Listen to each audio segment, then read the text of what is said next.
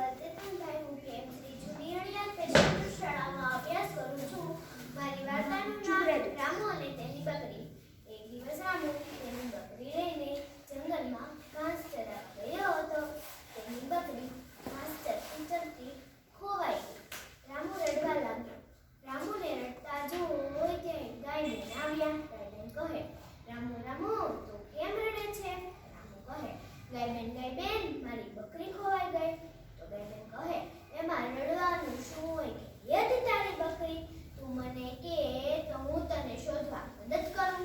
રામુ કહે, ધોળી ધોળી બકરી કાળી કાળી શીંગડી, ગળે બાંધી ગાંટડી, ટીન ટીન થાય ટીન ટીન થાય. તો ગાયબેન જંગલમાં બકરીને શોધવા ગયા.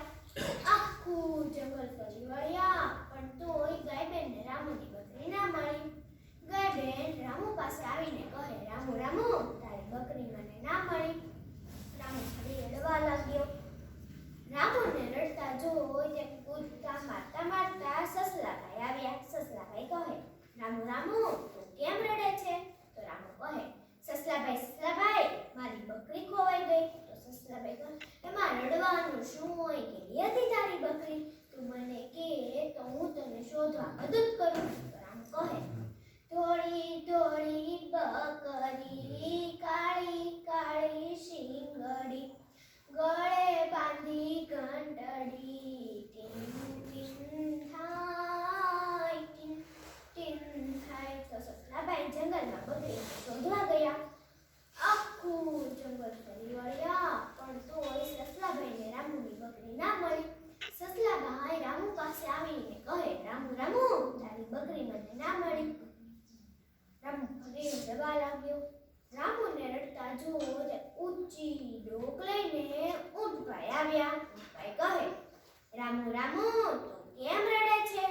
રામુ કહે, ઊંટભાઈ મારી બકરી ખોવાઈ ગઈ.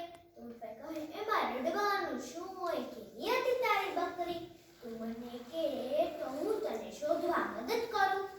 રામુ કહે, ધોળી ધોળી બકરી કાળી કાળી શીંગડી, ગળે બાંધી ઘંટડી, ટીન ટીન થાય ટીન ટીન થાય. તો ઊંચી ડોક લઈને ઊંટભાઈ જંગલમાં બકરીને શોધવા ગયા. આખું જંગલ ફરી વળ્યા પણ તોય ઊંટભાઈને રામુની બકરી ના મળી. ઊંટભાઈ રામુ પાસે આવીને કહે, રામુ રામુ તારી બકરી મને ના મળી.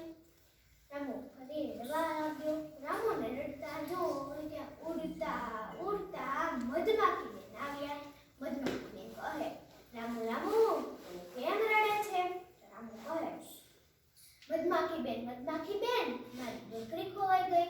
મધમાખી બેન કહે, એમાં રડવાનું શું હોય? કેવી હતી તારી બકરી, તું મને કે તો હું તને શોધવા મદદ કરું. રામુ કહે, ધોળી ધોળી બકરી કાળી કાળી શીંગડી, ગળે બાંધી ઘંટડી, ટીન ટીન થાય ટીન ટીન થાય. તો ઉડતા ઉડતા મધમાખી બેન જંગલમાં બકરીને શોધવા ગયા. મધમાખી બેને ઊંચે ઉડીને બકરીને શોધી લીધી. મધમાખી બેન બકરી લઈને રામુ પાસે આવ્યા. મધમાખી બેન કહે, રામુ રામુ તારી બકરી આવી. રામુ ખુશાલ થઈ ગયો, હસવા લાગ્યો. તો બાળ મિત્રો, તમને રામુની બકરી કેવી હતી એ ખબર પડી ગઈ ને? તો હવે હું તેમનો બોધ કહીશ. કોઈ પણ બાબતનું વારંવાર પુનરાવર્તન કરવાથી આપણને યાદ રહી જાય છે. એમ જ શિક્ષકે શીખવેલ બધું જ આપણે પુનરાવર્તન કરવું જોઈએ.